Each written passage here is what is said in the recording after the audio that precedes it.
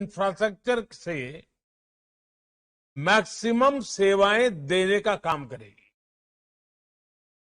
ये सेवाएं कागजी लिखापट्टी और झंझटों से मुक्त होगी और पहले से कहीं ज्यादा आसान होगी। यानी इनमें सुविधा होगी और एक मजबूत डिजिटल बैंकिंग सुरक्षा भी होगी। गांव में, छोटे शहर में कोई व्यक्ति जब डिजिटल बैंकिंग यूनिट की सेवाएं लेगा तो उसके लिए पैसे भेजने से लेकर लोन लेने तक सब कुछ आसान हो जाएगा, ऑनलाइन हो जाएगा। आप कल्पना करिए, एक जमाने में जब एक ग्रामीण को, हमारे गांव के नागरिक को, एक गरीब को छोटी छोटी बैंकिंग सेवाओं के लिए संघर्ष करना पड़ता था, उसके लिए ये एक बहुत बड़ा कदम हुआ करता था। लेकिन आज बहुत आसानी से इस बदलाव को वो जीने के लिए आनंदित हो जाएगा, उत्साहित हो जाएगा। साथियों, हमारी सरकार का लक्ष्य भारत के सामान्य मानवी को एम्पावर करना है, उसे पावरफुल बनाना है। इसलिए हमने समाज के अंतिम पायदान पर खड़े व्यक्ति को ध्यान में रखकर नीतियां बनाई और पूरी सरकार उसकी सुविधा और प्रगति के रास्ते पर चली। हमने दो चीजों पर एक साथ काम किया। पहला, बैंकिंग व्यवस्था को सुधारना, उसे मजबूत करना, उसमें पारदर्शिता लाना, और दूसरा, वित्तीय समावेश किया, फाइनेंशियल इंक्लूजन किया। पहले जब बौद्धिक सेमिनार्स होती थी, बड़े बड़े विद्वान लोग अर्थव्यवस्था की, बैंकिंग व्यवस्था की, गरीबों की चर्चा करते थे, तब स्वाभाविक रीते वित्तीय समावेश की बात होती ही थी। लेकिन जो व्यवस्थाएं थी वो विचारों तक सीमित रह जाती थी। व्यवस्थाएं इस क्रांतिकारी कार्य के लिए, फाइनेंशियल इंक्लूजन के लिए, समावेश के लिए तैयार नहीं होती थी। पहले सोचा जाता था कि गरीब खुद चलकर बैंक चला जाएगा, बैंक सिस्टम से वो जुड़ जाएगा। लेकिन हमने रिवाज बदला। हमने तय किया कि बैंक खुद चलकर गरीब के घर तक जाएंगे। इसके लिए हमें सबसे पहले गरीब और बैंकों के बीच की दूरी कम कर रही थी। हमने फिजिकल दूरी भी कम की और सबसे बड़ा जो रुकावट थी, उस मनोवैज्ञानिक दूरी को भी हमने कम किया। हमने बैंकिंग सेवाओं को दूर सुदूर में, घर घर तक पहुंचाने को सर्वोच्च प्राथमिकता दी। आज भारत के 99% से ज्यादा गांवों में 5 किलोमीटर के भीतर कोई न कोई बैंक ब्रांच, बैंकिंग आउटलेट या बैंकिंग मित्र, बैंकिंग कॉरेस्पॉन्डेंट मौजूद है। इसके अलावा देश में जो पोस्ट ऑफिस का व्यापक नेटवर्क था, आज इंडिया पोस्ट बैंक के जरिए वो भी बैंकिंग की मुख्य धारा का हिस्सा बन चुका। आज देश में हर 1 लाख वयस्क आबादी पर जितनी बैंक शाखाएं मौजूद हैं, वो जर्मनी, चीन और दक्षिण अफ्रीका से ऐसे देशों से भी ज्यादा है। साथियों, हम सामान्य मानवी के जीवन स्तर को बदलने का संकल्प लेकर के दिन रात मेहनत कर रहे हैं। हमारा संकल्प है व्यवस्थाओं में सुधार का, हमारा संकल्प है पारदर्शिता लाने का, हमारा संकल्प है आखिरी पंक्ति में खड़े व्यक्ति तक पहुंचने का। जब हमने जनधन अकाउंट की मुहिम शुरू की तो कुछ आवाजें उठी कि गरीब बैंक खाते का क्या करेगा। यहां तक कि इस फील्ड के कई एक्सपर्ट भी नहीं समझ पा रहे थे इस अभियान का महत्व क्या है। लेकिन बैंक खाते की ताकत क्या होती है, ये आज पूरा देश देख रहा है। मेरा देश का सामान्य से सामान्य नागरिक अनुभव कर रहा है। बैंक और बैंक खातों की वजह से हमने गरीबों को बहुत कम प्रीमियम पर बीमा की सुविधा दी। बैंक खातों की ताकत से जुड़ने के बाद गरीबों को बिना गारंटी लोन मिलने का रास्ता खुल गया। बैंक अकाउंट होने की वजह से गरीब लाभार्थियों तक सब्सिडी का पैसा सीधे उनके खाते में। बैंक खातों के जरिए ही गरीबों को घर बनाना हो, शौचालय बनाना हो, गैस की सब्सिडी प्राप्त करना हो, उनको सीधे उनके खाते में दिया जा सका। किसानों को भी तमाम सरकारी योजनाओं से मिलने वाली मदद बैंक खातों की वजह से उन तक आसानी से पहुंचाई जा सकी। और जब कोरोना महामारी का दौर आया तब सीधे गरीब के बैंक अकाउंट में, माताओं बहनों के बैंक अकाउंट में सीधा पैसा पहुंचाया गया। बैंक खातों की वजह से हमारे रेहड़ी पटरी वाले भाई बहनों के लिए स्वनिधि योजना भी शुरू होगा पाई। जबकि उसी दौरान विकसित देशों तक को इस काम में मुश्किलें पेश आ रही थी। आपने सुना होगा, अभी अभी आईएमएफ ने भारत के डिजिटल बैंकिंग इंफ्रास्ट्रक्चर की भूरी भूरी प्रशंसा की है। इसका श्रेय भारत के गरीबों, भारत के किसानों और भारत के मजदूरों को जाता है, जिन्होंने नई तकनीकों को हिम्मत के साथ, समझ के साथ अपनाया, उसे अपने जीवन का हिस्सा बनाया। साथियों, वित्तीय भागीदारी जब डिजिटल भागीदारी से जुड़ जाती है तो संभावनाओं का एक नया विश्व खुलने लग जाता है। यूपीआई जैसा बड़ा उदाहरण हमारे सामने है और भारत इसके लिए गर्व करता है।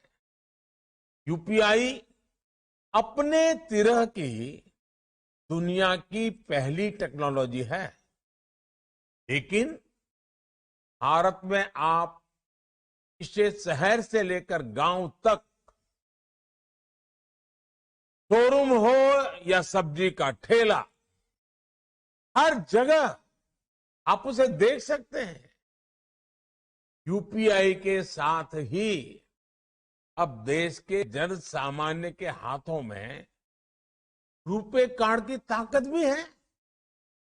एक समय था जब क्रेडिट या डेबिट कार्ड एक एलिट व्यवस्था मानी जाती है, बड़े समाज के रईसों की व्यवस्था मानी जाती थी। कार्ड भी विदेशी होते थे, उन्हें इस्तेमाल करने वाले भी बहुत गिने चुने लोग होते थे और उनका इस्तेमाल भी वैसी ही चुनिंदा जगहों पर ही होता था। लेकिन आज भारत में 70 करोड़ से ज्यादा रुपे कार्ड सामान्य मानवी के पास है। आज भारत का स्वदेशी रुपे कार्ड दुनिया भर में स्वीकार किया जा रहा है। टेक्नोलॉजी और इकोनॉमी का ये जोड़ एक और गरीब की गरिमा और मध्यम वर्ग को बहुत बड़ी ताकत दे रहा है, तो साथ ही देश के डिजिटल डिवाइड को उसे भी खत्म कर रहा है। साथियों, जैम यानी जनधन, आधार और मोबाइल की त्रिशक्ति ने मिलकर एक बड़ी बीमारी का इलाज भी किया है। ये बीमारी है भ्रष्टाचार की बीमारी है। पैसे ऊपर से चलते थे, लेकिन गरीब तक पहुंचते पहुंचते गायब हो जाते थे। लेकिन अब डायरेक्ट बेनिफिट ट्रांसफर यानी डीबीटी के जरिए पैसा जिसके नाम से निकलता है उसके खाते में पहुंचता है, उसी समय पहुंचता है। अलग अलग योजनाओं में अब तक डीबीटी के जरिए 25 लाख करोड़ रुपए से ज्यादा की राशि ट्रांसफर की जा चुकी है। और कल देश के करोड़ों किसानों को वैसे ही 2,000 रुपए वाली किस्त भेजने वाला हूं। भाइयों और बहनों, भारत की इस डीबीटी और डिजिटल ताकत को आज पूरी दुनिया सराह रही है। हमें इसे आज एक ग्लोबल मॉडल के रूप में देखा जा रहा है। वर्ल्ड बैंक तो अब यहां तक कह रहा है कि भारत डिजिटाइजेशन के जरिए सामाजिक सुरक्षा निश्चित करने के मामले में लीडर बन चुका है। टेक्नोलॉजी वर्ल्ड के सफलतम लोग भी,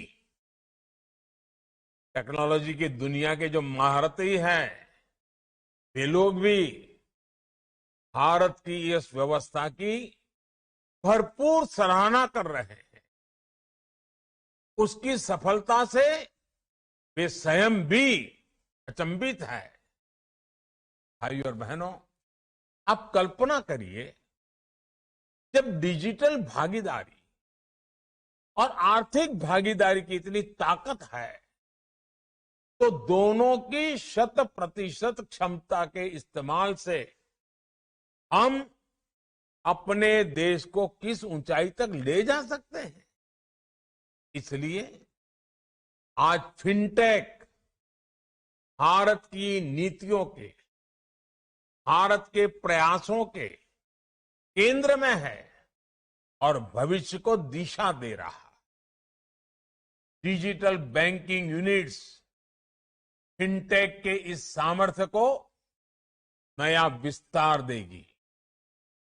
जनधन खातों ने अगर देश में फाइनेंशियल इंक्लूजन की नींव रखी थी, तो फिनटेक फाइनेंशियल रिवॉल्यूशन का आधार तैयार करेंगे। साथियों, अभी हाल ही में भारत सरकार ने ब्लॉकचेन टेक्नोलॉजी पर आधारित डिजिटल करेंसी शुरू करने की घोषणा भी की है। आने वाले समय में डिजिटल करेंसी हो या आज के समय में डिजिटल ट्रांजैक्शंस, अर्थव्यवस्था के अलावा भी इनसे कई अहम पहलू जुड़े हैं। उदाहरण के तौर पर करेंसी छापने में जो खर्च आता है, देश का वो पैसा बचता है। करेंसी के लिए पेपर और इंक हमें विदेशों से मंगाते हैं। डिजिटल इकोनॉमी के जरिए हम इससे भी बच रहे हैं।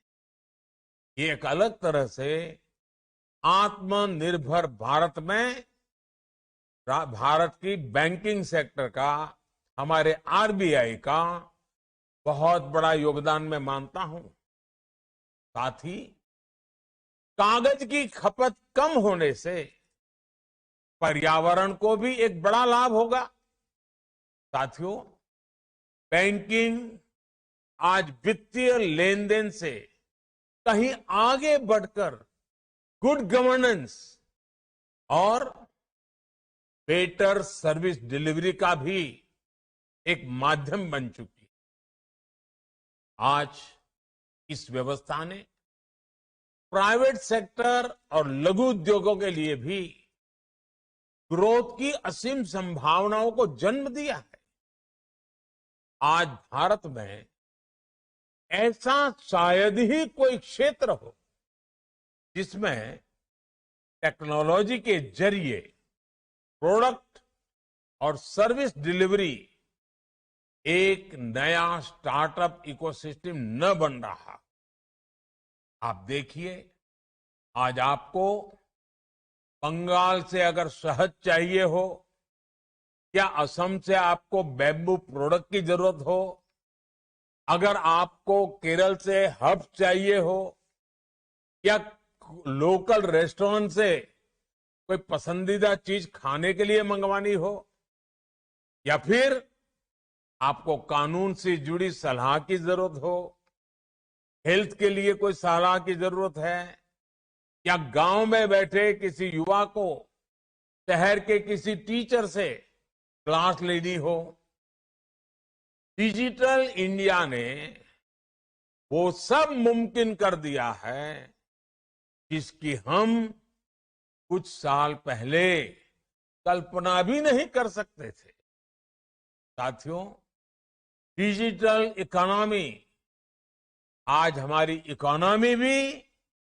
और हमारे स्टार्टअप वर्ल्ड की भी मेक इन इंडिया और आत्मनिर्भर भारत की बहुत बड़ी ताकत है। आज हमारे छोटे उद्योग, हमारी एमएसएमईज जेम जैसी व्यवस्था के जरिए सरकारी टेंडरों से भी भागीदारी कर रहे हैं। उन्हें व्यापार के नए अवसर मिल रहे हैं। जेम पर अब तक 2.5 लाख करोड़ रुपए के ऑर्डर दिए जा चुके हैं। आप आकलन कर सकते हैं, इससे देश की लोकल इकोनॉमी को वोकल फॉर लोकल के मिशन को कितना बड़ा लाभ हुआ होगा। डिजिटल बैंकिंग यूनिट्स के जरिए इस दिशा में अब कई और नए अवसर पैदा होंगे। हमें इस दिशा में इनोवेशन करने होंगे। नई सोच के साथ नए अवसरों का स्वागत करना होगा। साथियों, किसी भी देश की अर्थव्यवस्था उतनी ही प्रगतिशील होती है जितना वहां का बैंकिंग सिस्टम मजबूत होता है। आज भारत की इकोनॉमी एक निरंतरता के साथ आगे बढ़ रही है। ये इसलिए मुमकिन हो रहा है क्योंकि इन 8 वर्षों में देश 2014 के पहले वाले फोन बैंकिंग सिस्टम से डिजिटल बैंकिंग पर शिफ्ट हो गया है। 2014 से पहले की फोन बैंकिंग आप लोगों को भली भांति याद होगा और समझ गए होंगे। बैंकों को ऊपर से फोन आता था और तय होता था कि बैंक कैसे काम करे, किसे पैसे दें।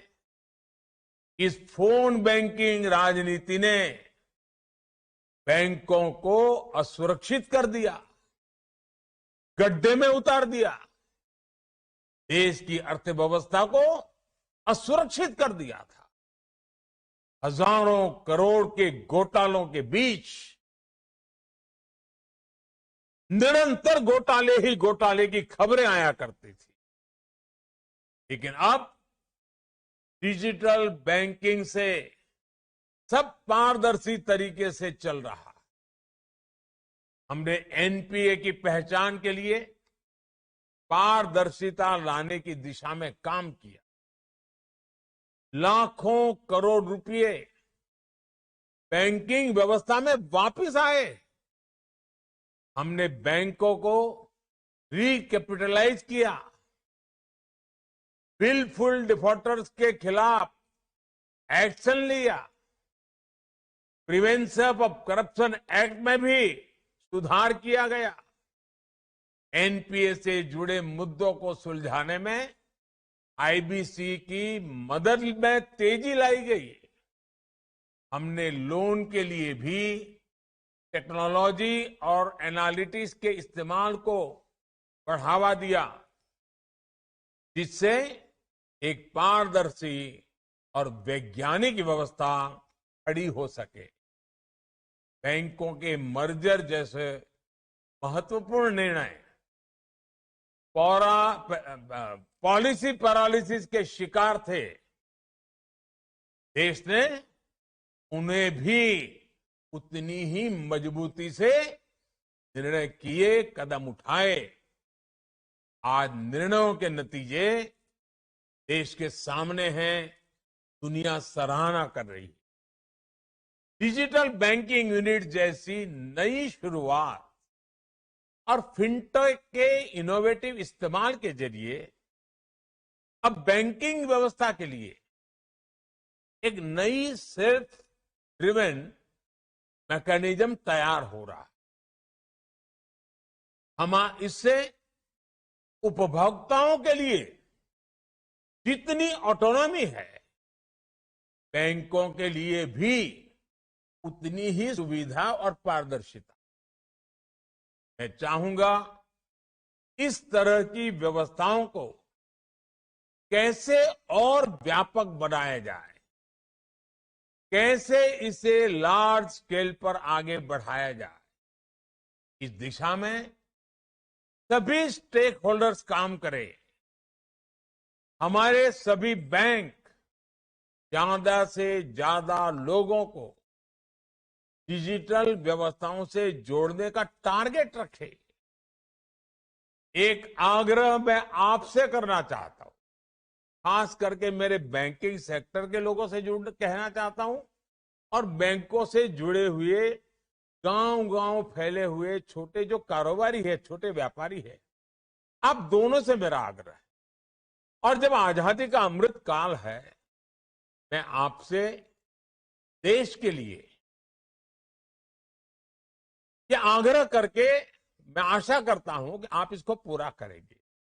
क्या हमारे बैंक और हमारे छोटे व्यापारी मिल करके क्या हम एक काम कर सकते हैं? क्या हमारे बैंक जो बैंक ब्रांच है, चाहे शहर हो या गांव हो, वो अपना जो उनका क्षेत्र है, उस क्षेत्र के कम से कम 100 व्यापारी, मैं ज्यादा नहीं कह रहा हूं, सिर्फ 100 व्यापारी वो पूरी तरह डिजिटल लेन देन वाली व्यवस्था, 100% डिजिटल लेन देन वाली व्यवस्था अगर हमारे 100 व्यापारी आपके साथ जुड़ के कर लें, आप कल्पना कर सकते हैं कितना बड़ा रिवॉल्यूशन का हम फाउंडेशन तैयार कर दें। भाइयों बहनों, ये देश के लिए एक बहुत बड़ी शुरू। मैं आग्रह कर सकता हूं, इसका लिए कोई कानून नहीं बना सकता, नियम नहीं बना सकता, और जब आप उसका फायदा देखेंगे ना, फिर मुझे दोबारा 100 के 200 करने के लिए किसी को नहीं समझाना पड़ेगा। साथियों, हर एक ब्रांच 100 व्यापारियों को अपने साथ जोड़ने का लक्ष्य रखे। आज जनधन अकाउंट की जो सफलता है ना, का मूल कारण बैंक ब्रांच में बैठे हुए हमारे छोटे मोटे जो साथी है, हमारे मुलाजिम है, उन्होंने उस समय जो मेहनत की, गरीब की झोपड़ी तक जाते थे, सैटरडे संडे भी काम करते थे, उसके कारण जनधन सफल हुआ। उस समय जिन जिन बैंक के हमारे साथियों ने जनधन को सफल किया, आज देश उसकी ताकत देख रहा है।